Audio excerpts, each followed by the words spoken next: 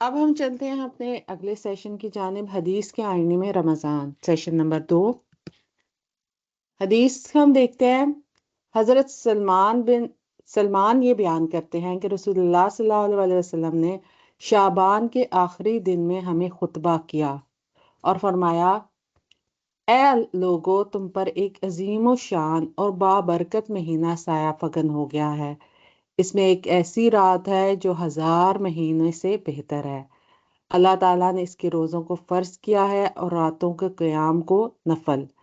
جو شخص اس میں قرب الہی کی نیت سے کوئی نیکی کرتا ہے، اسے دیگر مہینوں میں ایک فرض ادا کرنے کے برابر سمجھا جاتا ہے، اور جو شخص اس میں ایک فرض ادا کرتا ہے، گویا اس نے باقی مہینوں میں 70 فرائض ادا کیے۔ یہ صبر کا مہینہ ہے اور صبر کا ثواب جنت ہی ہے۔ یہ غم خواری کا مہینہ ہے۔ اس مہینے میں مومن کا رزق بڑھا دیا جاتا ہے۔ جو شخص کسی روزے دار کی افطاری کراتا ہے، اس کے گناہ معاف ہو جاتے ہیں اور اسے دوزخ سے آزاد کر دیا جاتا ہے، نیز اسے اس روزے کے برابر ثواب ملتا ہے۔ اس سے اس کے ثواب میں کوئی کمی واقع نہیں ہوتی۔ صحابہ نے عرض کیا، یا رسول اللہ، ہم میں سے ہر ایک روزہ افطار کرانے کی طاقت نہیں رکھتا۔ رسول اللہ صلی اللہ علیہ وسلم نے فرمایا، یہ ثواب اللہ تعالیٰ ایک کھجور کھلانے یا پانی پلانے یا دودھ کا ایک گھونٹ پلا کر افطاری کروانے والے کو بھی دے دیتا ہے۔ اس مہینے کا ابتدائی حصہ رحمت ہے، درمیانہ حصہ مغفرت ہے اور آخری حصہ دوزخ سے آزادی ہے۔ جو شخص اس مہینے میں اپنے ملازم پر تخفیف کرتا ہے، اللہ تعالیٰ اسے بخش دیتا ہے اور اسے دوزخ سے آزاد کر دیتا ہے۔ اس میں 4 کام زیادہ سے زیادہ کرنے کی کوشش کرو۔ 2 کاموں کے ذریعے تم اپنے رب کو راضی کرو گے اور 2 کاموں کے بغیر تمہارے لیے کوئی چارہ کار نہیں۔ جن 2 کاموں کے ذریعے تم اپنے رب کو راضی کرو گے، ان میں سے ایک لا الہ الا اللہ کی گواہی دینا ہے اور دوسرا اس سے بخشش طلب کرنا ہے۔ جن 2 کاموں کے بغیر تمہارے لیے کوئی چارہ نہیں، ان میں سے ایک یہ ہے کہ تم اللہ تعالیٰ سے جنت کا سوال کرو اور دوسرا یہ ہے کہ دوزخ سے پناہ مانگو۔ جو شخص روزے دار کو پانی پلائے گا، اللہ تعالیٰ اسے میرے حوض سے پانی پلائے گا، اسے جنت میں داخل ہونے تک پیاس نہیں لگے گی۔ سبحان اللہ۔ اب ہم اس حدیث کی وضاحت دیکھتے ہیں۔ حدیث کے کئی نکات ہیں اور کئی حوالے سے اس کے میں ہمیں رمضان کی عظمتوں اور برکتوں کے حوالے سے رہنمائی ملتی ہے اور کرنے والے کاموں کے بارے میں رہنمائی ملتی ہے۔ یہ حدیث رمضان کے مہینے کی عظمت، برکتوں اور اس کے اعمال کی اہمیت کو بیان کرتی ہے۔ اس میں حضرت سلمان فارسی رضی اللہ عنہ نے بیان کیا کہ اللہ کے رسول صلی اللہ علیہ وسلم نے شعبان کے آخری دنوں میں ایک خطبہ دیا اور رمضان کی فضیلت اور اس میں کیے جانے والے اعمال کی اہمیت پر روشنی ڈالی۔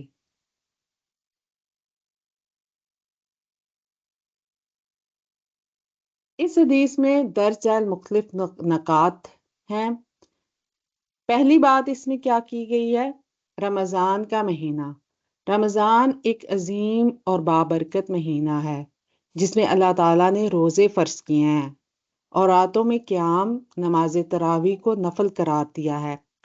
رمضان کے دنوں میں روزہ رکھنے سے اللہ کی رضا اور اس کے قرب کو حاصل کیا جا سکتا ہے، تو اس مہینے میں جو عبادات ہیں ان کا اجر کئی گنا بڑھ جاتا ہے۔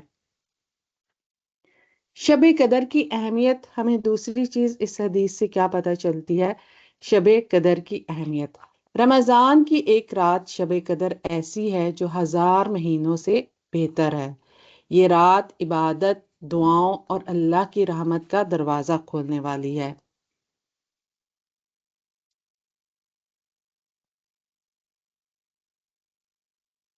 تیسری چیز ہمیں کیا پتہ چلتی ہے کہ ثواب کا بڑھا چڑھا کر انعام۔ جو شخص رمضان میں کوئی نیک عمل کرتا ہے تو اس کا اجر دوسرے مہینوں کے فرض عمل کے برابر شمار کیا جاتا ہے۔ اللہ اکبر۔ تو رمضان کے مہینے کے اتنے برکتیں ہیں، اس کے اتنے اعمال کے اجر و ثواب ہیں، تو اس کے حوالے سے ہمیں خصوصی تیاری کرنے کی ضرورت ہے۔ اس سے روزے دار کو زیادہ ثواب ملتا ہے، جیسے کہ ایک فرض کا عمل دوسرے مہینوں میں 70 فرض کے عمل کے برابر ہوتا ہے۔ صبر اور غم خواری کا مہینہ ہے۔ رمضان میں صبر کا معاملہ زیادہ اہم ہے۔ اس مہینے میں روزہ رکھ کر انسان صبر کے دائرے میں آتا ہے اور اللہ تعالیٰ اس صبر کا بدلہ جنت میں دیتا ہے۔ رمضان غم خواری کا بھی مہینہ ہے۔ اس میں دوسروں کی مدد اور بھوکوں کو کھانا کھلانے کی زیادہ ترغیب دی جاتی ہے۔ تو کیونکہ رمضان کا مہینہ ایسا ہوتا ہے جس میں انسان خود اس تجربے، اس ایکسپیرینس سے گزرتا ہے، بھوک پیاس کے، کہ اس کے پاس حلال کھانے پینے کا رزق وافر مقدار میں موجود بھی ہو، سامنے بھی ہو، پھر بھی بھوک پیاس کی شدت بھی ہو، تو روزے کی حالت میں اس نے خود کو کنٹرول کرنا ہوتا ہے، اپنے نفس کو کنٹرول کرنا ہوتا ہے، صبر کرنا ہوتا ہے۔ تو اس سے ایک ٹریننگ ہوتی ہے انسان کی صبر کی، اور پھر جب انسان خود اس کیفیت سے گزرتا ہے تو پھر انسان کو دوسرے جو بھوکے ہیں، جو مساکین ہیں، جو غربا ہیں، جو فقراء ہیں، ان کی تنگ دستی کا اور ان کے ساتھ ہمدردی کا احساس اجاگر ہوتا ہے۔ تو یوں یہ غمخواری کا مہینہ بھی ہے، اور دوسروں کو صرف انسان اپنے کھانے پینے اور اپنے ہی چیزوں کے اور اپنے ہی روزے کا صرف خیال نہ کرے، بلکہ دوسروں کو بھی اس میں شامل کرے، اور خاص طور پر وہ لوگ جو کہ مستحقین ہیں ان کے لیے انتظام کرنا سحر اور افطار کا۔ تو اجر و ثواب کمانے کا بھی مہینہ ہے، اور اسی طرح سے دوسروں کے ساتھ ہمدردی کا بھی مہینہ ہے۔ رمضان کو افطار کرانے، روزہ دار کو افطار کرانے کا ثواب رمضان میں جو شخص کسی روزہ دار کو افطار کراتا ہے، اس کے گناہ معاف ہو جاتے ہیں اور اسے دوزخ سے آزادی مل جاتی ہے۔ اس کے علاوہ اس روزہ دار کے برابر ثواب ملتا ہے، خواہ وہ افطار کرانے کا عمل چھوٹا ہو، جیسے ایک کھجور یا پانی پلانا۔ تو روزہ افطار کرانے کا ہم دیکھتے ہیں کہ کتنا اجر و ثواب ہے، چاہے انسان کم بھی عمل کرے۔ جیسے ہم نے دیکھا کہ جب اللہ کے رسول صلی اللہ علیہ وسلم نے روزہ افطار کروانے کے اجر و ثواب کے حوالے سے ذکر کیا، تو صحابہ اکرام نے عرض کیا کہ ہم تو خود مفلس ہیں۔ وہ جو، کیونکہ صحابہ کی اکثریت تو ایسی تھی جو کہ ان کے پاس، وہ تو خود مفلوق الحال تھے، تو ہمارے پاس تو خود اپنے کھانے پینے کو نہیں ہے، تو ہم دوسروں کو کیسے افطار کرا سکتے ہیں؟ تو آپ صلی اللہ علیہ وسلم نے فرمایا کہ چاہے وہ ایک کھجور کی ٹکڑے کی صورت میں ہو، چاہے وہ پانی کی صورت میں ہو، اس کا اجر و ثواب تمہیں ملے گا جب تم کسی کو روزہ افطار کرواؤ گے۔ چھٹی چیز ہمیں اس حدیث سے کیا پتہ چلتی ہے کہ رمضان کے 3 حصے ہیں۔ رمضان کا پہلا حصہ اللہ کی رحمت سے بھرا ہوتا ہے، درمیانہ حصہ اللہ کی مغفرت سے، اور آخری حصہ دوزخ سے آزادی کا ہے۔ اس کا مطلب ہے کہ رمضان کا ہر دن اور ہر لمحہ مخصوص روحانی فوائد فراہم کرتا ہے۔ 7ویں بات کیا ہے اس حدیث کے اندر؟ ملازمین کے ساتھ حسن سلوک۔ رمضان میں اپنے ملازم یا کام کرنے والے لوگوں کے ساتھ نرمی اور تخفیف کرنے کی ترغیب دی گئی ہے۔ جو شخص رمضان میں اپنے ملازمین یا خدمت گزاروں پر تخفیف کرتا ہے، اللہ تعالیٰ اسے بخش دیتا ہے اور دوزخ سے آزاد کر دیتا ہے۔ تو ملازمین جو خدمت گزار ہیں، جو ورکرز ہیں، کیونکہ روزے کی حالت میں انسان بھوکا پیاسا ہوتا ہے، اس حالت میں انسان کے لیے زیادہ کام کرنا، اور خاص طور پر جو زیادہ محنت طلب کام ہے، جو ورکرز کے لیے، جو لیبر کے کام ہیں، ان کے لیے بہت مشکل ہو جاتا ہے۔ تو ایسے ملازمین کے لیے تخفیف کرنا، ان کے جو باس ہیں، جو ان کے جو جن کے پاس ملازمین ہیں، تو وہ ان کے اس کام پر اجرت میں ان کی کوئی کمی نہ کریں، بلکہ ہو سکے تو رمضان کے مہینے میں اجر و ثواب کمانے کے لیے ان کی سحر اور افطار کا بھی انتظام کریں ساتھ میں، اور اسی طرح سے ان کی کاموں کے حوالے سے بھی کمی کر دینا، کہ زیادہ کام بھی نہ لینا، تاکہ وہ بھی روزے کا اجر و ثواب کما سکیں۔ کیونکہ پھر جب ہم ایسے کام مشقت والے ورکر سے لیتے ہیں تو وہ پھر روزہ بھی نہیں رکھ پاتے ہیں، اور ان کو روزہ رکھنے کی بھی ترغیب دلانا، اس طرف بھی توجہ دلانی چاہیے کہ روزہ آپ لوگوں کے اوپر بھی اسی طرح سے فرض ہے۔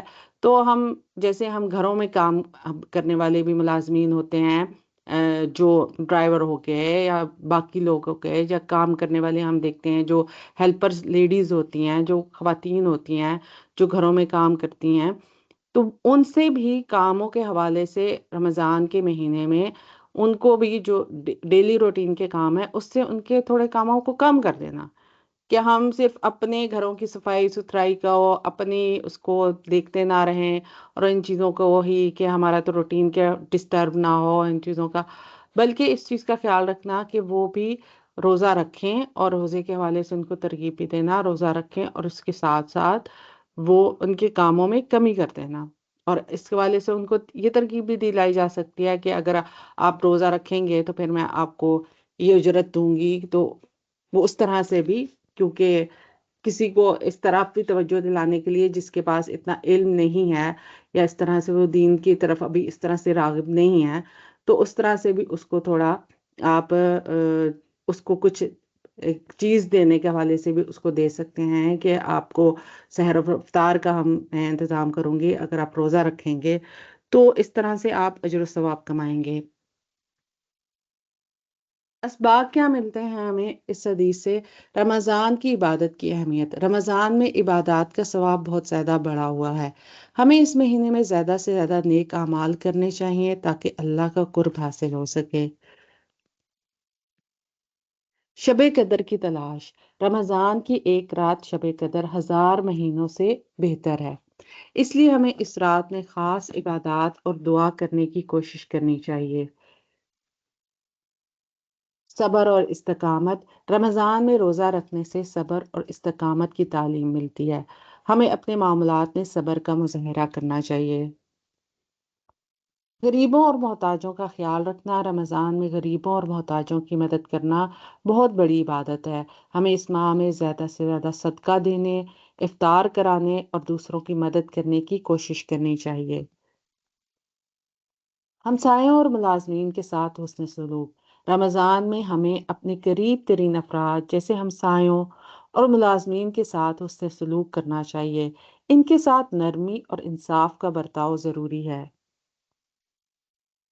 دعا اور استغفار۔ رمضان کے مہینے میں ہمیں اللہ سے جنت کا سوال کرنا اور دوزخ سے پناہ مانگنا چاہیے۔ اس ماہ میں کی جانے والی دعائیں قبول ہوتی ہیں۔ روزے دار کے لیے اجر و ثواب۔ روزے دار کو افطار کرانے کی بہت بڑی فضیلت ہے، چاہے وہ کتنی معمولی سی مدد ہو۔ ہمیں کوشش کرنی چاہیے کہ ہم روزے داروں کی افطار میں مدد کریں۔ یہ حدیث ہمیں رمضان کے مہینے میں عبادات کی اہمیت، دوسروں کی مدد کرنے اور اللہ کی رضا حاصل کرنے کے لیے نیک اعمال کرنے کی ترغیب دیتی ہے۔